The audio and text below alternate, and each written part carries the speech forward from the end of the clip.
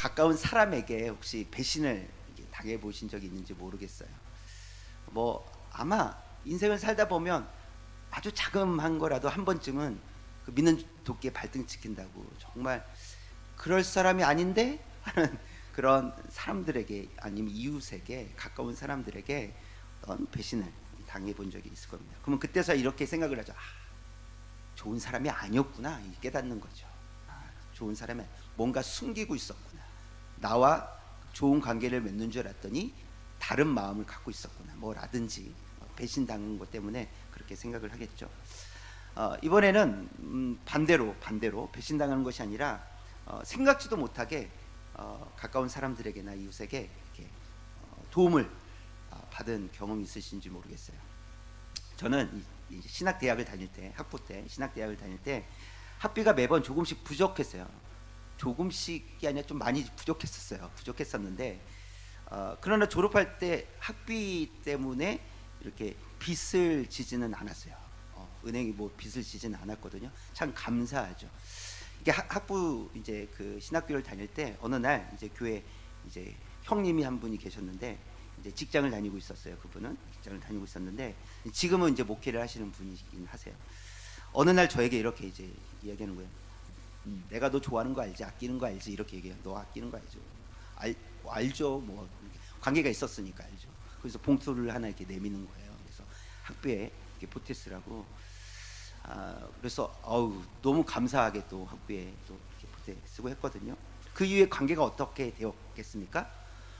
더 좋아질 수밖에 없어요. 그러니까 그것은 제가 그런 사랑을 받았기 때문에 저도 더 많이 그 이제 형을 좀 마음을 더 두게 되고 좋아하게 되는 거죠. 단순히 저에게 어떤 학비를 보태줘서 좋은 게 아니라 저를 생각해 주는 마음이잖아요. 그렇죠? 저를 생각해 주는 마음이잖아요. 어쩌면 저는 그게 만족하죠. 왜 전부를 안 주고 부분만 주냐고 그럴 수도 있잖아요. 단순히 그거였으면 주려면 전부를 줘야지, 그게 전부였다면, 제가 그걸 보았다면. 그러나 그게 아니라 저를 생각해 주는 마음 때문에 제 마음이 좋아지더라고요. 제가 막 더 좋아해야지 이러지 않아도 좋아지더라고요. 이게 사람의 마음이 그런 것 같아요. 뭐 지금은 이렇게 좀 떨어져 있어서 자주 만나지 못하지만 부산에도 왔다 가고 이렇게 교제를 계속 이렇게 하고 있습니다. 오늘 말씀은 한 율법 교사가 예수님과 대화하는 장면이 나오거든요. 이 말씀을 통해서 이웃에 대한 율법 교사의 관점이 있어요. 율법 교사의 관점이 있고 이웃에 대한 예수님의 관점이 있으세요. 이것이 어떻게 이제 다른지를 우리가 좀 살펴보고, 우리가 예수님의 관점이 무엇인지 좀 바르게 알고 예수님께서 원하시는 그 관점을 가지고 이웃을 바라볼 수 있도록 오늘 이 오후 시간에 좀 결단하고 또 기도할 수 있으시기를 원합니다. 첫 번째 살펴볼 것은 그래서 율법 교사의 관점이에요. 뭐라고 되어 있습니까? 누가 내 이웃인가 이거예요. 이게 이제 율법 교사의 관점입니다. 누가 내 이웃인가? 누가 내 이웃인가? 25절에 보면 이렇게 이야기합니다. 선생님, 내가 무엇을 하여야 무엇을 얻는다고요? 영생을 얻으리까? 이 율법 교사는요, 구원을 무엇과 연결시키고 있습니까? 행위와 연결시키고 있는 거예요. 구원을 얻기 위해서는 행위가 필요하다. 내가 어떤 행동을 해야, 어떤 착한 일을 해야 영생, 구원을 얻습니까? 라고 질문을 합니다. 그동안 율법 교사는 율법을 잘 지켰을 거예요. 근데 왜 지켰죠? 영생을 얻기 위해서 지켰다는 거예요. 그의 관점은, 율법을 지키는 그의 관점은 내가 구원을 얻기 위해서 내 의로, 내가 의롭게 한 선한 의로 나는 구원을 얻겠다라는 그런 관점, 생각을 가지고 있습니다. 29절에도 보시면 이런 표현이 있어요. 그 사람이 자기를 옳게 보이려고 이라고 되어 있어요. 옳게 보이려고. 이것은 마음인가요? 겉으로 드러나는 모습일까요? 나를 옳게 보이려면 마음속에 두면 될까요? 겉으로 드러내야 될까요? 드러내야지 상대방이 알 거 아니에요. 나를 옳게 보이려고. 이것도 이 표현 속에는 이 행위가 깔려 있다라는 거예요. 행위를 통해서 내가 옳게 보이겠다라는 그런 생각을 가지고 있습니다. 즉, 이 율법 교사는 뭐냐면 율법을 지키는 것에 대해서 매우 큰 자신감이 있었다는 거예요. 그동안 율법을 잘 지켜왔고 앞으로도 나는 잘 지킬 거고, 그래서 나는 구원을 얻을 거고, 이런 자신감이 그에게 있었다는 겁니다. 그러면서 그 율법 교사가 27절에서 대답을 하는데, 예수님의 질문에 대한 대답을 하는데 이런 거예요. 하나님을 마음을 다해, 힘을 다해, 뜻을 다해, 목숨을 다해 하나님을 사랑하고 이웃을 내 몸처럼 사랑하는 것이 율법에 기록되어 있습니다 라고 율법의 그 기록의 그 정답을 정확하게 알고 있었어요. 그리고 이것을 자신 있게 이야기하고 있다고요. 그 말은 본인이 나는 율법을 잘 지키고 있습니다, 하나님을 사랑하는 것도 잘하고 있고 이웃을 사랑하는 것도 잘하고 있어, 내가 생각하는 그 이웃 나는 잘 관계 맺고 있어요 라고 말하고 싶은 거겠죠. 그러니까 자기 나름대로 그런 행위를 가지고 자기 의를 너무나도 잘 드러내고 싶었다라는 것입니다. 결국 이 율법 교사는 기준이 뭡니까? 율법이에요. 율법. 그 율법으로 인해서 구원을 얻고, 율법을 지킴으로 해서 구원을 얻고, 율법을 지키지 않으면 구원을 못 얻고, 율법을 잘 지켜야 하나님과의 관계, 이웃의 관계가 연결된다는 것을 가지고 있었다는 거죠. 그러면서 율법 교사는 이제 예수님께 묻는 거예요. 뭐라고요? 누가 내 이웃입니까? 이렇게 묻는 거잖아요. 누가 내 이웃입니까? 누가 기준이에요? 자기 자신이 기준이. 내 기준에서 이웃이 누굽니까? 이것이 지금 율법 교사의 관점이라는 거예요. 내 이웃은 누굽니까? 율법 교사는 누구를 이웃으로 생각하고 있었을까라고 했을 때, 오늘 본문 속에서만 그 이웃을 찾아본다면 누굴까요? 31절 32절 한번 볼까요? 31절 2절 그 나오는 노란 글씨에 나오는 단어가 있죠? 제사장, 레위. 틀림없이 이 제사장과 레위인이 자신의 이웃이라고 생각하고 있었을 거예요. 왜냐하면 그들도 자기처럼 율법을 잘 지키는 사람들이기 때문에 그래요. 율법을 잘 지키는 사람들. 어쩌면 예수님께서 이 이야기 속에 이 제사장과 레위인을 통해서 그것을 지금 지적하고 계시는 거예요. 너희 이웃은 제사장과 레위인이지 네가 생각하는 이웃은 그렇지, 뭐 이런 거죠. 그러나 예수님은 이 율법을 지키기 위해 사랑은 율법을 지키기 위해서 이 사랑하라는 율법을 저버린 이 제사장과 레위인에 대해서도 고발하고 계시다는 거예요. 그런데 그것은 이제 이 제사장과 레위인을 우리는 이해할 수는 있어야 됩니다. 왜냐하면 민수기 19장 11절 13절에서 이런 기록이 있어요. 볼까요? 사람의 시체를 만진 자는 어떻게 된다? 이래 동안 부정하리니 시체를 만지면 안 되거든요. 하나님을 특별히 섬기는 자들은 안 되거든요. 13절 볼까요? 시체를 만지고 정결하게 하지 아니하는 자는 어떻게 됩니까? 여호와의 성막을 더럽힙니다. 더럽히게 되니까 나름대로의 제사장과 이야기 속 제사장과 이야기 속 레위인은 이유가 있었다는 거죠. 그러니까 그렇게 우리가 볼 수 있다는 거야. 아, 그들은 하나님을 섬기는 자들이 되니까 시체를 만지면 안 되지, 율법을 잘 지켜야 되지, 그것 때문에 쓰러져 있는 강도 만난 사람을 피해갔다, 이렇게 이해할 수가 있습니다. 그러니까 부정에 대한 염려 때문에 시체를 만지지 않았다는 것이 그들에게는 이유였다는 거예요. 그래서 나는 율법을 지켜야 된다, 율법을 지키는 걸 고수하고 있다라는 거죠. 그런데 정말 그랬을까? 라고 했을 때 아닙니다. 뭐냐면 그들이 가는 방향이 중요해요. 그들은 올라가고 있습니까? 내려가고 있습니까? 읽었는데 생각이 잘 안 나십니까? 오늘 성경의 표현에 올라가고 있다고 표현하고 있습니까? 내려가고 있다라고 표현하고 있습니까? 내려간다라고 표현하고 있거든요. 성경은 예루살렘이 가장 정상이에요. 그러니까 예루살렘에서 무조건 내려가는 거예요. 지도상의 위쪽하고 상관없어요. 예루살렘에서 내려갈 때 다 내려간다라고 표현하거든요. 그러면 내려간다라고 했을 때 지금 방향이 예루살렘에서 어디로 가는 걸까요? 집으로 가는 방향이라는 거예요. 그러면 하나님을 섬기는 것과는 상관이 없는 거예요.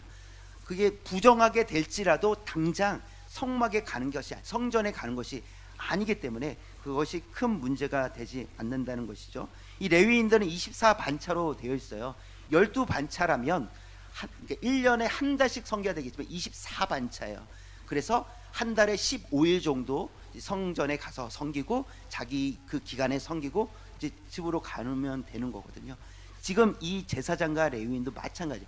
이야기 속 제사장과 이야기 속 레위인은 지금 보름 정도 섬기다가 어디를요? 집으로 가고 있었다라는 거예요. 그러니까 내가 부정하게 될 것 같아라는 그 염려는 핑계라는 거예요. 핑계. 내가 하나님을 잘 섬겨야 돼. 이건 다 핑계라는 거예요. 이 이야기 속에서 율법 교사에게 예수님은 분명히 어떤 메시지를 주고 싶으신 거예요. 핑계라는 거예요. 율법을 지킨다고, 율법을 지키겠다고 하나님께서 또 지시하신 율법을 어기게 된다는 거죠. 사랑하라, 이걸 어기게 되잖아요. 그래서 그들은 이 제사장과 레위인은 사람을 돕는 일을 어떻게 한 거예요? 자기가 의지적으로 거부했다라는 거예요.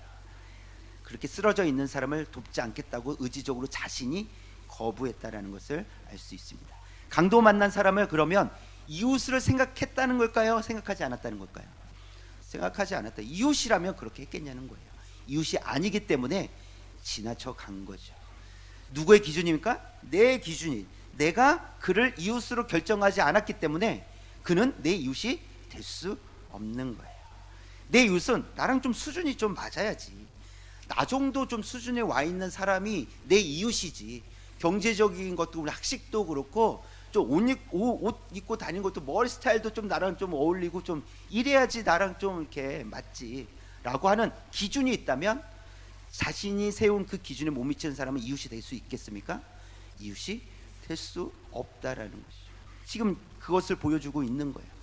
그래서 저는 이게 좀 끼리끼리를 조심해야 되겠다 이런 생각이 돼요. 끼리끼리. 왜냐하면 내 기준에서 나랑 좀 맞는 것 같아. 그러면 그게 끼리끼리가 되거든요. 나랑 수준이 비슷해. 그러면 그것이 끼리끼리가 되거든요. 나랑 잘 맞아. 그러면 끼리끼리가 되거든요. 이걸 좀 조심해야 되겠다라는 생각을 해봅니다. 뭐 오래전부터 이런 이야기가 계속 있었어요. 이제 아파트가 이렇게 두 동이 있는데 서로 다른 아파트가 있는데 사실 벽이 없어도 담이 없어도 될 걸 담을 쌓였다. 담을 가지 못하도록 서로 넘나들지. 왜요? 한쪽에서 아파트 값이 떨어진다는 이유 때문에. 나랑 수준이 안 맞는 거예요. 나랑 우리 아파트랑 저 아파트랑 수준이 안 맞아서 이웃이 될 수 없는 거예요. 아예 그냥 너는 너대로 살고 우리는 우리대로. 상관없이 우리 아파트 값 떨어지면 안 되니까. 이것이 사람들의 기준이란 말이에요. 자기 기준에서 이웃을 결정합니다. 내가 내 수준에 맞아야지 이웃으로 여길게. 바로 옆에 살아도 소용이 없어요. 바로 옆 아파트로 소용이 없어요. 내가 손해볼까 하여 이웃으로 여기지 않는다는 것이죠. 예수님 당시에도 사실 이 끼리끼리가 참 많이 있었을 거라는 거예요. 율법주의자들끼리 또 부자들끼리 뭐 그러지 않았겠습니까? 또 세리끼리, 제사장끼리, 바리새인끼리 그런 끼리끼리가 많이 있었을 거라는 거죠. 그래서 이 율법 교사의 관점은 내 이웃이 누구입니까? 이거잖아요. 내 이웃이 누구입니까? 내가 이웃을 결정하겠습니다. 이런 의미예요. 내가 이웃을 결정하겠습니다. 그래서 이 첫 번째 이 율법 교사의 이 관점이 내가 결정하는 것이고 그것으로 인해서 끼리끼리가 형성되는 거예요. 잘못된 그런 모습으로 나갈 수밖에 없다는 것을 보여줍니다. 자, 두 번째는 그러니까 이제 두 번째 관점은 예수님의 관점이에요. 예수님 관점은 이렇게 질문하셨죠. 누가 강도 만난 사람의 이웃인가 이렇게 말씀을 하셨어요. 구사일생으로 살아난 사람의 이웃이 과연 누구일까? 누가 이웃인가? 라는 것이죠. 질문을 바꿔본다면 이런 거예요. 당신이 강도 만난 사람이라면 누구를 이웃이라고 생각하시겠습니까? 라고 묻는 거예요. 지금 실제로 저와 여러분들에게 동일한 질문을 해본다고 생각을 해보세요. 옆에 계신 분한테 당신이 강도 만났다면 누가 당신의 이웃입니까? 이렇게 한번 물어보시겠어요? 당신이 강도 만났다면 누가 당신에게 이웃입니까? 답은요, 나를 도와준 사람이 이웃이죠. 나를 도와준 사람, 앞으로 좋은 이웃이 되겠죠. 나를 도와준 사람. 그래서 실제로 나를 도와준 사람, 그가 이웃이다라고 얘기하고 있는 거예요. 예수님의 관점이 그 방향으로 가고 있어요. 실제적으로 도움을 얻었을 때 그가 나의 이웃이다라는 것을 말씀해 주고 있습니다. 그런데 이 좋은 이웃이 되기 위해서는 갖춰야 될 성품이 있어요. 그게 33절에 기록되어 있는데, 33절 맨 마지막 노란 것이 시작, 불쌍히 여기는 마음이라는 거예요. 불쌍히 여기는 마음을 갖추고 있어야 돼요. 불쌍히 여기는 마음. 오늘 예수님의 이야기 속에 이 사마리아 사람은 강도 만난 사람과 원래부터 알고 있는 사이였을까요? 아니에요. 모르는 사이란 말이에요. 한 번도 본 적. 그러면 그 강도 만난 사람을 도와주면 어떤 이익을 얻을 수 있다고 생각했을까요? 아니에요. 오히려 오늘 읽어서 알지만 오히려 손해였어요. 손실이 있었어요. 자기 돈을 지불해야만 했다라는 거죠. 그런 손실을 가져왔음에도 불구하고 그가 왜 그런 행동을 했느냐, 예수님은 정확하게 그 사람의 그 성품이 어땠는지 정확하게 말씀하고 있어요. 불쌍히 여겼다라고 말씀하고 계세요. 그것을 전제로 말씀하세요. 불쌍히 여기는 마음이 그에게 있어서 그가 그런 행동을 했다라고 말씀해 주시는 거예요. 마태복음 18장에 보면 1만 달란트 빚진 종의 비유가 나와요. 그래서 1만 달란트 못 갚을 돈이거든요. 제발 좀 이거 내가 분명히 갚을 테니까 갚지도 못하면서 어떻게 좀 안 될까요? 밀어주세요. 막 이런 거죠. 그랬더니 주인이 어떻게 합니까? 알았다. 거기서 보면 불쌍히 여겨라는 단어가 나요. 불쌍히 여겨 탕감해 줬어요. 탕감해 줬어요. 그러니까 불쌍히 여기는 마음. 주인이 종을 정말 사랑할까요? 여러분 생각, 주인이 종을 사랑하기 쉽습니까? 어려운 일이에요. 내가 너랑 뭔 상관 있다고, 빨리 갚아, 이거죠. 그러나 주인에게 어떤 마음이 있었다고요? 불쌍히 여기는 마음이 있어서 그 불쌍히 여기는 마음이 움직인 거예요. 그래서 탕감해 주었다, 이렇게 얘기합니다. 또 누가복음 15장에서 보면 아버지의 제사를 모두 탕진하고 돌아온 둘째 아들, 여기서 이렇게 터벅터벅 고개 팍 숙이고 오는데 딱 알아보죠. 아버지가 둘째다. 어떻게 했나요? 달려가서 불쌍히 여겨서 안아주고 입 맞췄다고 그랬어요. 불쌍히 여겼다고 그랬어요. 불쌍히 여기는 마음이 없었다면 어떤 아버지일까요? 다리를 그냥 절대 안 낼 거라고 막 분질러 버릴 거라고 막 그러지 않았겠냐는 거예요. 그러나 어떤 마음이 있었다고요? 불쌍히 여기는 마음이 있었다고요. 불쌍히 여기는 마음이 있어서 결국은 어떻게 합니까? 자신을 희생시켜요. 불쌍히 여기는 마음, 불쌍히 여긴 주인은 1만 달란트를 손해 보는 거예요. 맞죠? 그리고 불쌍히 여겼던 아버지는 자기가 그 재산을 다 탕진했어도 그런 거 다 신경 쓰지 않는 거예요.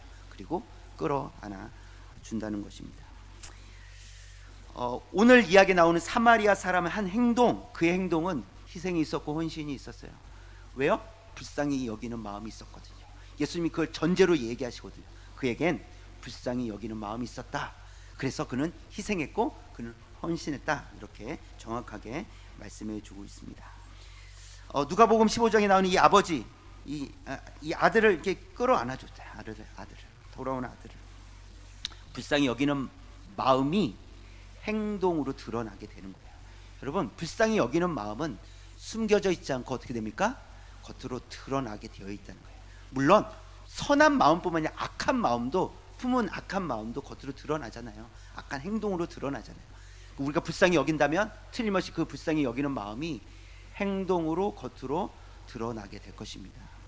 그래서 이 불쌍히 여기는 마음이 중요하다라는 것을 보여주고 있는데요. 37절에 가서 보면, 마지막 절 37절에 보면 예수님께서 이렇게 말씀하세요. 가서 너도 이와 같이 하라, 이렇게 하세요. 그러면 예수님은 이렇게 하셨다는 걸까요? 안 하셨다는 걸까요? 하나님은 이렇게 하신다는 걸까요? 안 하신다는 걸까요? 이미 하신다는 거예요. 내가 너를 그렇게 사랑해. 내가 그래서 예수를, 내 아들을 보냈잖니. 그리고 십자가에 달려 죽게 했잖니. 우리에게 메시지를 주시는 거예요. 하나님은 이미 그렇게 하셨다는 거예요. 이게 하나님의 마음이, 가서 너도 이와 같이 하라라고 했을 때 너는 꼭 해야 돼, 나는 안 할 거지만 너는 해야 돼, 이게 아니라 하나님의 마음을 우리에게 보여주시고, 하나님 이미 이 마음을 가지고 우리에게 다가오셨어요. 우리를 찾아오셨어요. 그리고 우리를 구원해 주셨다는 사실입니다. 그래서 이런 거죠. 34절에서 35절에 보면, 이 본문의 내용을 보면, 이 사마리아 사람이 상처 포도주에 그 상처에 포도주를 붓고 상처를 싸매고 짐승에 태웠다는 것은 자기는 걷고 그 사람 태워갔다는 거죠. 희생했잖아요. 그렇게 주막에 가서 노동자 이틀치를 지불하고 돈을 지불하기도 하고, 또 다시 왔을 때 더 돈이 필요하면 내가 지불하겠다. 무엇을 의미하면 끝까지 책임지겠다. 내가 이 사람 회복될 때까지 책임지겠다. 이런 마음을 가지고 있었다는 거예요. 불쌍히 여기는 마음. 그런데요, 내가 너희를 불쌍히 여긴다라고 하나님께서 우리에게 말씀해 주시는 것 같지 않습니까? 내가 너희를 끝까지 책임지겠다. 너희 끝까지, 하나님의 영원한 나라 천국에 올 때까지 내가 끝까지 지켜줄 테니까 걱정하지 마 라고 말씀하시는 거잖아요. 지금 그 마음이, 하나님은 이미 우리에게 그렇게 하고 계세요. 하고 계셨어요. 하고 계십니다. 앞으로 계속 하실 거예요. 그래서 우리에게 말씀하시죠. 예수님께서 너희도 이와 같이 하라. 불쌍히 여기는 마음을 가지고 이와 같이 하라, 이렇게 말씀하세요. 예수님의 관점은 그들의 입장에서 이웃이 되라는 거죠. 그들의 입장, 내 기준이 아니라 그들의 입장에서, 그들의 기준에서 이웃이 되어 주어라 라고 말씀하고 계시는 거예요. 근데 이런 생각이 돼요. 그러면 갑을 할 때 을이 되라는 걸까? 괜히 내가 나만 잘해주는 것 같아. 나만 잘해 막 손해보고 막 그런 것 같잖아요. 근데 그렇지 않아요. 보세요. 예수님께서 우리를 위해 십자가에 달려 죽으셨어요. 우린 그분을 뭐라고 불러요? 주님이라고 부르잖아요. 구원자라고 부르잖아요. 을이라고 부르나요? 내 을이에요? 이렇게 부르나요? 아니잖아요. 그게 아니라는 거예요. 우리가 그렇게 불쌍히 여기는 마음으로 섬길 때 우리가 을이 되는 게 아니에요. 그들에게 진짜 좋은 이웃이 된다는 거예요. 그들에게 있어서 나에게 진짜 좋은 이웃이다 라고 여기게 된다는 사실입니다. 그래서 우리는 때로는 이것이 희생하고 헌신하기 때문에 손해보는 것 같고 그런 마음이 혹 들 수도 있겠지만, 그런 모양새가 좀 있을 수도 있겠지만 결코 그렇지 않다는 거예요. 그들의 마음을, 우리가 예수님을 주님이라고 하는 것처럼 그들의 마음도 그렇게 바뀔 거라는 거예요. 정말 좋은 이웃이구나, 나를 정말 생각해 주는 이웃이구나, 내 생명을 위해서 진짜 기도하는 이웃이구나 라고 그들은 생각할 것입니다. 자, 그렇다면 우리는 어떻게 살아야 될까? 어떻게 살아야 될까? 답은 한 가지밖에 없습니다. 세 번째 넘겨주시겠어요? 세 번째, 영이 죽어 있는 사람들을 불쌍히 여기는 마음을 가지고 살아야 된다는 거예요. 영이 죽어 있는 사람들, 이게 참 중요한데요. 영이 죽어 있는 사람들, 그들은 죽어가고 있어요. 사실 죽어 있죠. 그런데 이 땅에서 우리가 눈으로 볼 수 있기 때문에 죽어간다는 표현도 맞을 거예요. 아직은 이 육체의 생명이 끝나지 않았으니까. 그러나 정확히 얘기하면 죽어 있는 거죠. 그 죽어 있는 사람들을 불쌍히 여기는 거예요. 제사장 눈에, 레위인 눈엔 강도 만난 사람이 불쌍히 보이지 않았어요. 불쌍히 없었어요. 이게 불쌍히 여기는 마음이 그들에게 없었던 것이죠. 저와 여러분 눈에도 불쌍함이 보이지 않는다면 아무리 가까이 있는 사람이라도 그들을 이웃이라고 여기지 못할 거예요. 그들이 우리를 이웃이라고 여기지 못하게 될 거예요. 그래서 우리는 이것을 위해서 기도했죠. 영이 죽어 있는 사람들을 정말 불쌍히 여길 수 있는 마음을 우리에게 주옵소서. 하나님, 그냥 좀 진짜 어떤 외형적으로 볼 때, 겉으로 볼 때 불쌍해서 불쌍한 것이 아니라 그 영이 죽어 있기 때문에 불쌍히 여길 수 있는 마음 우리에게 주옵소서. 그래서 이 이야기 속 사마리아 사람에게서 배울 게 두 가지가 나오는데 뭐냐면, 첫 번째는 생명을 정말 귀중하게 여기는 사람이었다는 거예요. 생명을 귀중하게 여기는 사람. 생명을 살리기 위해서 자신을 희생했잖아요. 헌신했잖아요. 이것이 필요한 거예요. 생명을 위해서 저러다 진짜 죽겠다는 거예요. 어떻게 하면 살릴 수 있을까? 이런 고민했을 거 아니에요. 그러면서 두 번째 배울 수 있는 게 뭐냐면, 회복의 가능성을 가지고 필요한 조치를 취했다는 거예요. 포도주를 붓고 싸매고 빨리 이동시켰어요. 그러니까 그거 할 수 있는 거예요. 그것으로 살아났다고 할 수 없어요. 할 수 있는 최선을 다한 거예요. 가능성을 가지고 하는 거죠. 이 두 가지를 배울 수 있어요. 생명을 존귀하게 여기는 거예요. 귀하게 여기는 거예요. 그리고 회복의 가능성을 가지고 최선을 다하는 겁니다. 저와 여러분은 예수님 없이는 누구도 구원을 얻을 수 없다는 이 믿음의 확신을 가지고 있잖아요. 그 누구도 예수님 없이는 구원을 얻을 수 없어요. 다 죽어 있는 자들입니다. 그러하기에 불쌍히 여기게 대상자들은 누굽니까? 예수님이 없는 사람들이 불쌍히 여기는 대상자가 될 거라는 겁니다. 그들은 불쌍한 거예요. 영적으로 죽어 있기 때문에 불쌍한 겁니다. 가만히 두면 반드시 죽습니다. 반드시 죽습니다. 그래서 불쌍히 여길 수밖에 없는 존재라는 것을 우리가 기억하는 거예요. 그렇다면 생명의 귀중함이 우리에게 있다면 그분들에게 뭘 해야 되겠어요? 예수님을 전해야 되겠죠. 왜? 살려야 되니까. 우리가 할 수 있는 최선을 다하는 거예요. 이게 우리가 구원을 줄 수 있는 건 아니지만 우리가 최선을 다할 때 하나님께서 은혜 베풀어 주셔서 구원을 주실 것을 우리가 기대하는 거예요. 그 가능성을 가지고 우리는 최선을 다하는 거예요. 최선의 조치를 다 취하는 거예요. 말씀도 전하고 기도도 하고 찾아가고 뭐 이렇게 할 수 있다라는 거죠. 우리가 할 수 있는 최선을 다할 수 있다는 겁니다.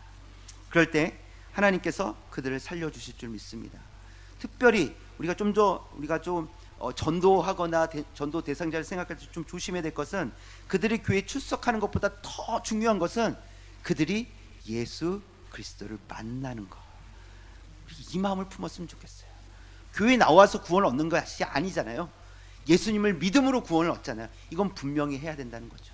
그 영혼을 불쌍히 여기고 예수 그리스도 없이 살아갈 수 없다라는 것을 우리가 알고 불쌍히 여기는 마음으로 예수님을 만날 수 있기를 우리가 기도하는 겁니다.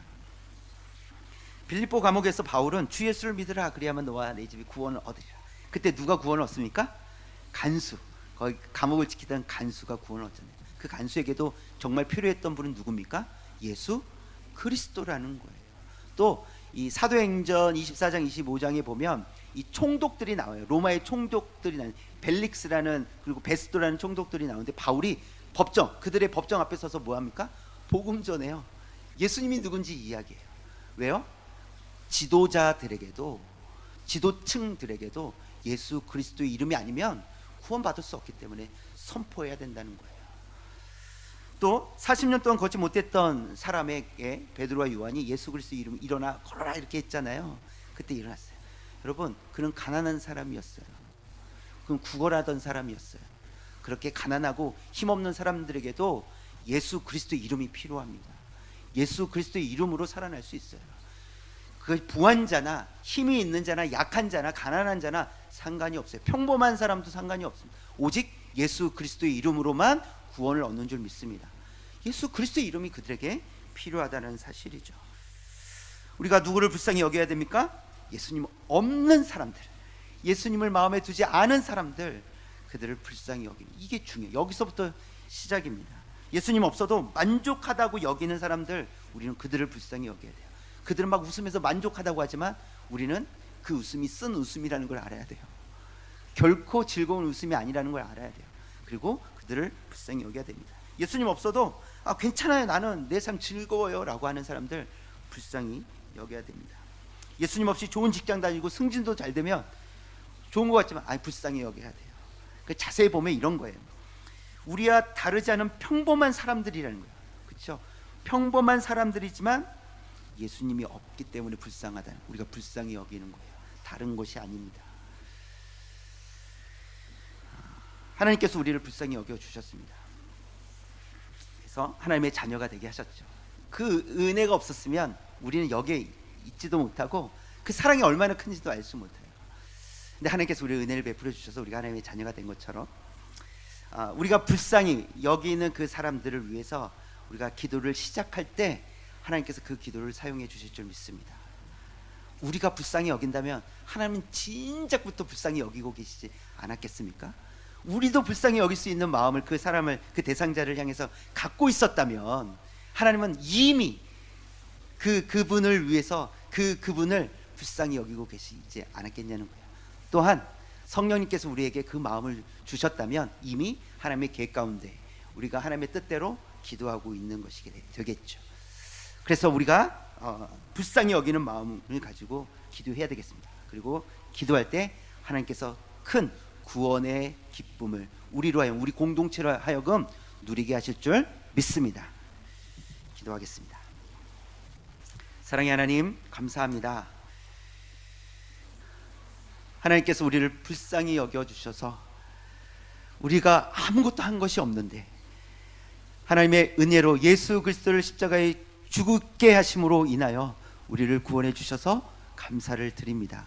전적인 하나님의 은혜임을 고백하며 이 땅에 살아가면서 그 은혜를 기억하고 하나님의 은혜 없이 살 수 없다고 날마다 인정하고 고백하며 살아가는 하나님의 자녀들 되게 하여 주옵소서.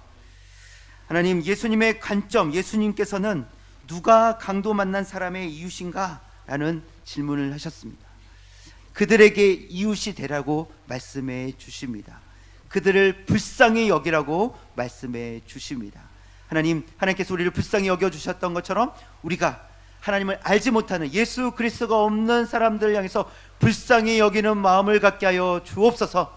그리고 그들을 위해서 기도를 시작하게 하여 주옵소서. 하나님께서 우리의 기도를 사용하셔서 그들을 구원해 주실 줄 믿습니다. 하나님의 뜻대로 하나님의 때에 구원해 주실 줄 믿습니다. 구원의 공동체가 되게 하여 주옵시고 구원의 기쁨을 맛보는 공동체가 되도록 은혜를 베풀어 주옵소서. 전도 프로젝트가 아니라 마음을 다해서 하나님의 마음을 가지고 불쌍히 여기는 마음을 가지고 하나님 기도를 시작하는 우리 공동체, 교회 공동체 되게 하여 주옵소서. 이 모든 말씀을 살아계신 예수 그리스도의 이름으로 기도드립니다. 아멘.